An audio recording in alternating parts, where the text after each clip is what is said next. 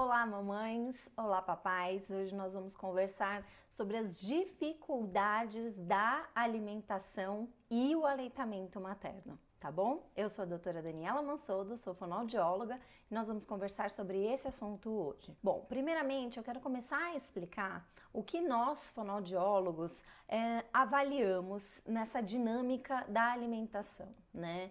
A gente avalia o sistema estomatognático e isso, o que é esse sistema, né? Esse sistema é tudo que envolve o pescoço e a cabeça. Então, toda a musculatura, os ossos, tudo que está envolvido nessa questão da sucção, da alimentação mesmo, da mastigação, da respiração, tudo está relacionado ao sistema estomatognático e o profissional que avalia esse sistema e essas funções somos nós, fonoaudiólogos. Então, essa dinâmica da deglutição, do processo do alimentar, né, a gente classifica o grau do distúrbio alimentar, que a gente chama de disfagia, se houver uma disfagia e de acordo com a particularidade e individualidade de cada paciente. Então, a gente seleciona as consistências, os utensílios, orienta com relação à forma de se alimentar, as formas que você vai realizar essa oferta para que a alimentação ela aconteça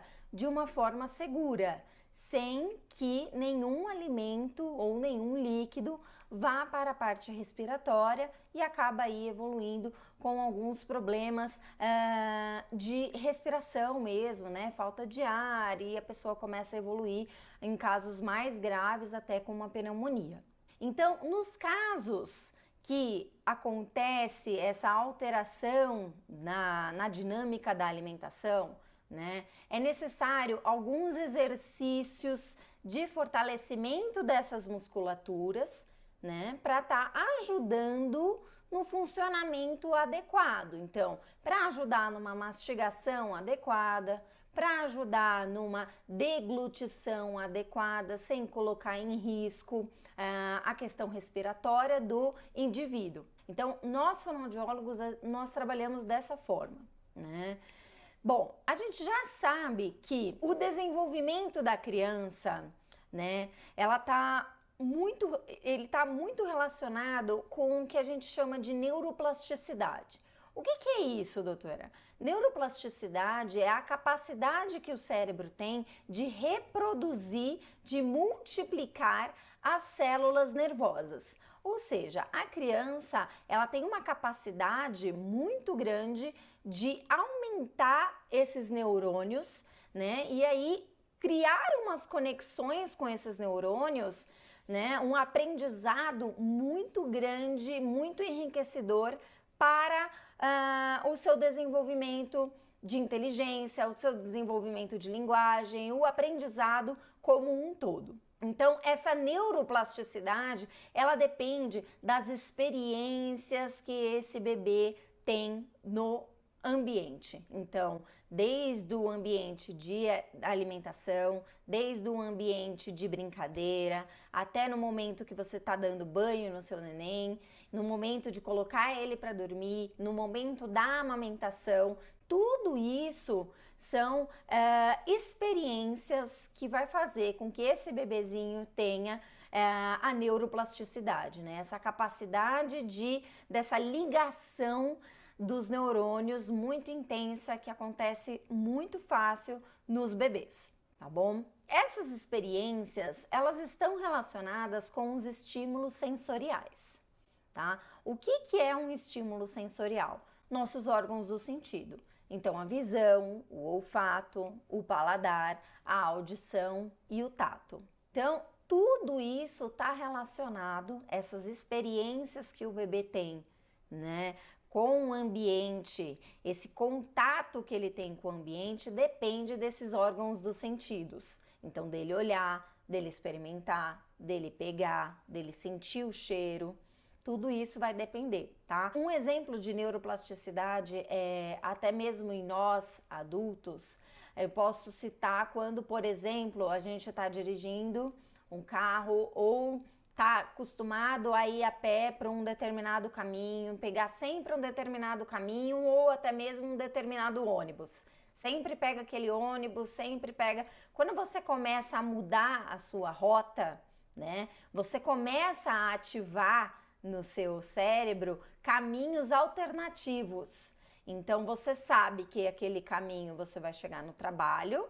Você sabe, quando você muda de ônibus ou de rota ou até mesmo a pé, você aprende um novo caminho para chegar naquele seu destino. Então, isso é um grande exemplo de neuroplasticidade na prática. Ela acontece muito mais fácil nos bebês e nas crianças, mas ela também acontece em nós adultos, tá bom? Então, quando o bebê ele é inserido, ele é colocado num ambiente que não promove, né, não traz oportunidades de novas experiências, o que acontece? Essa integração sensorial, ela pode estar prejudicada. Então, por exemplo, um bebezinho que está trancado num quarto escuro, que fica trancado num quarto escuro, eu já vi isso, tá? De famílias assim muito humildes, na época que eu ainda estava na faculdade,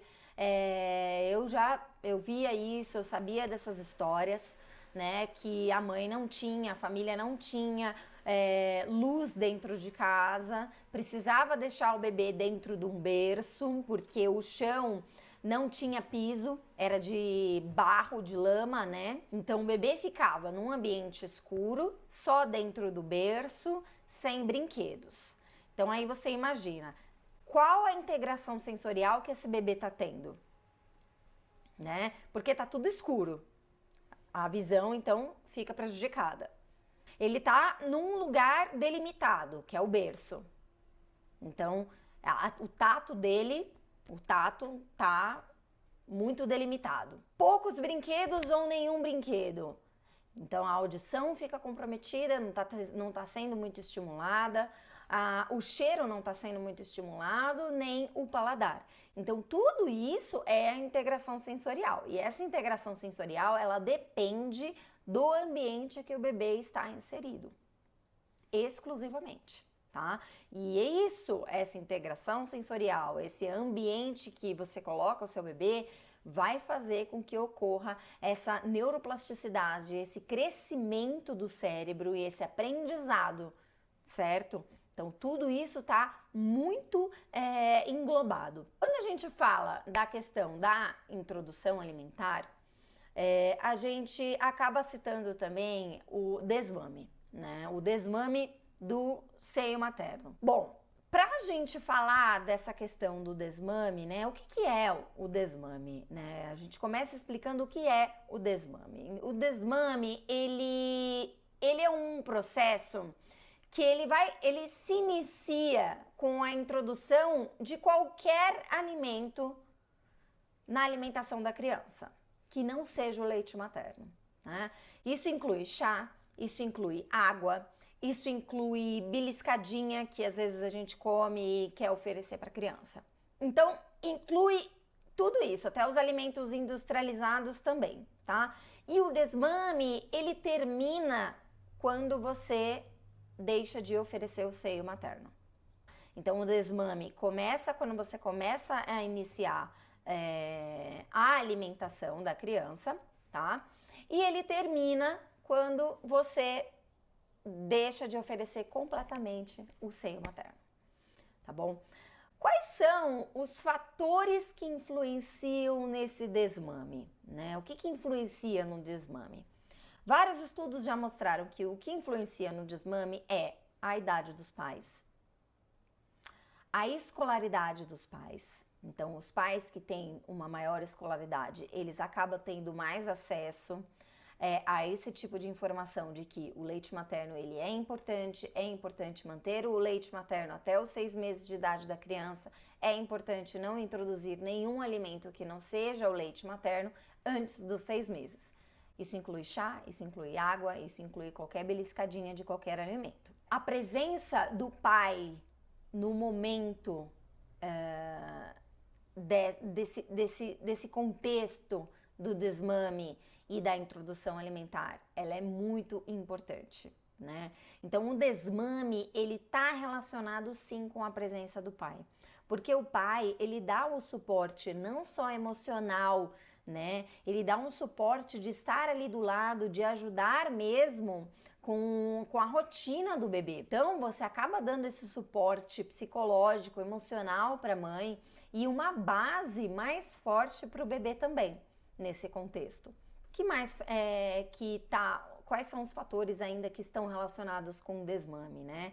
O número de filhos, a experiência da mãe com a amamentação. Então, eu já tenho 2 filhos que eu já amamentei, então ela tem uma experiência com o terceiro, né? Já tem um pouco mais, mas não é isso que vai fazer o seu terceiro filho ou segundo filho, que seja, pegar bem no peito, mamar bem no peito. Pode ter sido muito bom com os 2 anteriores, mas o terceiro é uma outra criança. Você está com outro psicológico, com outro emocional. A sua rotina já não é mais a mesma, né? A dedicação que você tinha com o primeiro, com o terceiro vai ser diferente, porque agora você tem mais 2 filhos, ou mais um filho, mais uma rotina diferente. Mas a experiência materna com a amamentação, ela está muito relacionada com o desmame. O desejo de amamentar, tem muitas mães que não têm desejo de amamentar. Muitas, e muitas crenças, muitos mitos de que se eu amamentar meu seio vai cair, vai ficar flácido, eu não quero. Ou então mitos do tipo, não, o leite materno é muito fraco. Não é verdade. Por mais que o leite materno ele tenha uma aparência, pode vir a ter uma aparência um pouco mais clara, não significa que ele é aguado, não significa que ele é fraco, né? O leite materno ele pode ter pequenas variações de cor, de aroma, né? Então não tem nada a ver a cor do leite materno com ele ser forte ou não, tá bom? Mas o desejo da mãe de amamentar é um fator que pega muito, né, no desmame, tá bom? O retorno da mãe para o trabalho, então, eu preciso voltar com 4 meses, eu preciso voltar depois de 4 meses que eu tive o meu filho. Então, isso acaba pegando muito. Por quê? A Organização Mundial da Saúde recomenda você amamentar até os 6 meses, mas que você tem que voltar para o trabalho aos 4 meses. Como que fica? Né? Então, se você já sabe que você precisa voltar para o trabalho depois de 4 meses, é importante você se organizar, se planejar com relação a isso. Então, você sabe que vai precisar voltar para o trabalho depois de 4 meses, é importante você se organizar nesse tempo. Então, fazer a ordenha corretamente, cuidado para não contaminar o leite. Então você faz a ordenha corretamente, higieniza bem as mãos, prende os cabelos, higieniza a mama, higieniza o pote de vidro que você vai colocar. Como que você higieniza? Precisa ferver o pote, né? Para você poder colocar sem que haja uma contaminação. Então você realiza a ordenha, e armazena esse leite, vai fazendo isso aos poucos, porque não dá, muito comum aparecer no consultório assim, doutora, e agora? Eu vou voltar para o trabalho na semana que vem, o que eu faço com relação ao meu leite? Então, não vai ser em uma semana que você vai conseguir estocar leite no congelador, certo?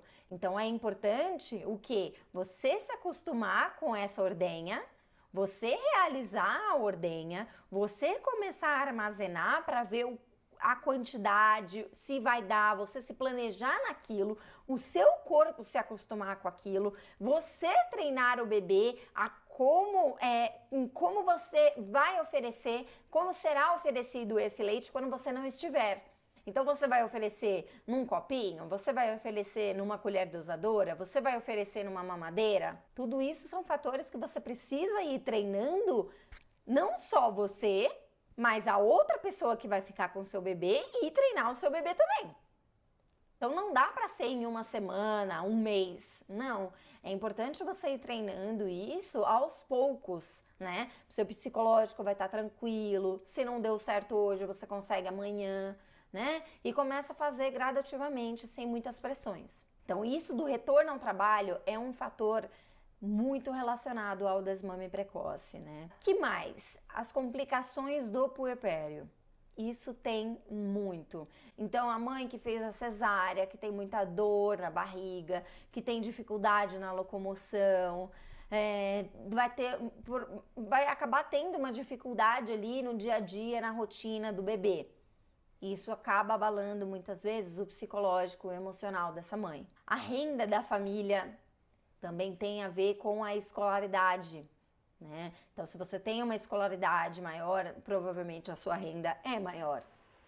Então, você acaba tendo acesso a convênios, você acaba tendo mais orientações de vários profissionais, você acaba tendo um contato, um acompanhamento mais de perto com os profissionais da saúde. O uso de bicos artificiais. Então, o uso de bico artificial tem tudo a ver com o desmame precoce. Por quê? O jeito que o bebê pega na chupeta é diferente do jeito que ele pega na mamadeira, que é diferente do jeito que ele pega no peito. Então, começa a machucar a mãe e ela acaba deixando de oferecer. Ou então, o bebê desaprende a pegar no peito, né? Ele acaba desaprendendo, pegando errado, machucando a mãe, e se não pega direito, não estimula corretamente para continuar tendo a produção do leite materno. Então, o uso do bico artificial, ele acaba atrapalhando nessa dinâmica da sucção do bebê correta no peito. E isso prejudica a produção do leite, certo? O emocional da mãe está muito relacionado com o desmame. Então, se é uma mãe que tem um emocional abalado porque o pai não está presente, porque a criança tem algum problema de saúde, isso acaba interferindo muito mesmo na produção do leite e, consequentemente, num desmame. Uso de medicamentos, não só pela mãe, mas pelo pai, às vezes, pela criança. Isso é um fator também. E um outro fator é o início antecipado da introdução alimentar. Você oferecer os alimentos antes dos 6 meses, você contribui para um desmame precoce. Você contribui para uma recusa, uma seletividade alimentar do bebê. Ele acaba perdendo o interesse no peito. Ele acha mais legal os alimentos que estão sendo oferecidos. E se ele perde o interesse no peito, você deixa de produzir. Se o cérebro entende que não está tendo estímulo, não está tendo demanda, logo não vou dar trabalho para ela, vou deixar de produzir. Bom, o desejo de desmamar, né, ele precisa partir da mãe. Ele precisa partir da mãe. Precisa estar num ambiente emocionalmente estável, tanto para a mãe quanto para o bebê. Não dá para ser um negócio de quebrou, a partir de hoje não dá mais, né? Tem que ser uma coisa gradual, tem que ter esse vínculo, esse respeito com o bebê também. Então, para que isso não cause aí nenhuma alteração no laço, no vínculo de vocês dois, no vínculo mãe-bebê, que é importantíssimo para o bebê sobreviver. Ele precisa disso, desse amparo todo, principalmente da mãe. A gente acaba falando mais da mãe porque por causa da licença maternidade mesmo. Essa fase do desmame, ela pode trazer algumas dificuldades do bebê a aceitar outros alimentos, porque ele ficou ali 6 meses acostumado só com o leite e de repente começa a vir outros alimentos, então pode trazer algumas dificuldades nessa aceitação e pode evoluir aí para um refluxo gastroesofágico, para uma recusa alimentar também, tá? Por isso que é importante você respeitar esse vínculo do bebê, né? essa ligação que ele tem com o leite e fazer de uma forma gradual, para que não ocorra dessa forma assim, né? Ele acaba evoluindo com uma recusa alimentar, porque ele se sentiu forçado a estar comendo aquilo. Não, precisa ser bem de uma forma respeitosa. O período, então, da transição do aleitamento materno para a introdução alimentar pode não ser bem aceito tanto pela mãe quanto pelo bebê e acabar evoluindo para problema de alimentação, não só de alimentação, mas de linguagem também, né? E é por isso que a intervenção fonoaudiológica, nesses casos de bebês que apresentam essas dificuldades na transição alimentar, é muito importante. É muito importante, porque a gente já viu aqui que a alimentação e a fala tem tudo a ver, né? Porque são as mesmas musculaturas, certo? Bom, então isso pode acabar evoluindo aí para problemas de anemia, constipação intestinal, perda de peso, atraso no desenvolvimento geral, né? Incluindo aí o de linguagem. Quais são os critérios, então, que nós fonoaudiólogos avaliamos? O preparo do ambiente para as refeições. Como que você está preparando esse ambiente? É harmonioso? É tranquilo? O posicionamento do bebê no momento da oferta é muito importante. Vai posicionar ele deitado? Maior risco de engasgo? Vai posicionar ele quase deitado? Ou vai posicionar ele sentado de uma forma que dê para ele interagir com as outras pessoas que estão na mesa, dê para ele interagir com os alimentos? Interesse do bebê pelo alimento que está sendo oferecido. Isso é uma coisa que a gente avalia também. Porque se o bebê mostra para mim que ele está interessado naquele alimento, existe uma possibilidade alta desse bebê experimentar aquele alimento.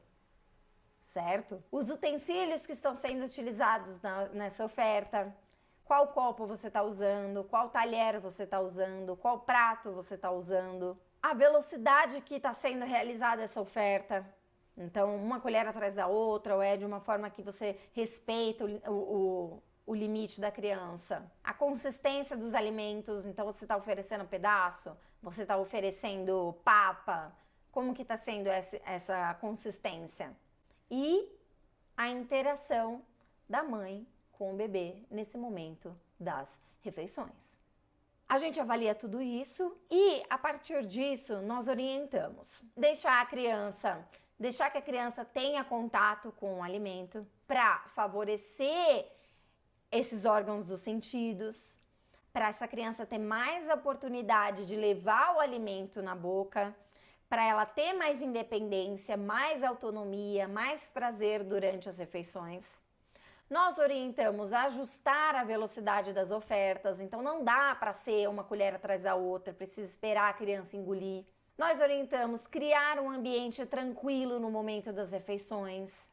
Ninguém gosta de comer se sentindo pressionado, se sentindo avaliado, não é verdade?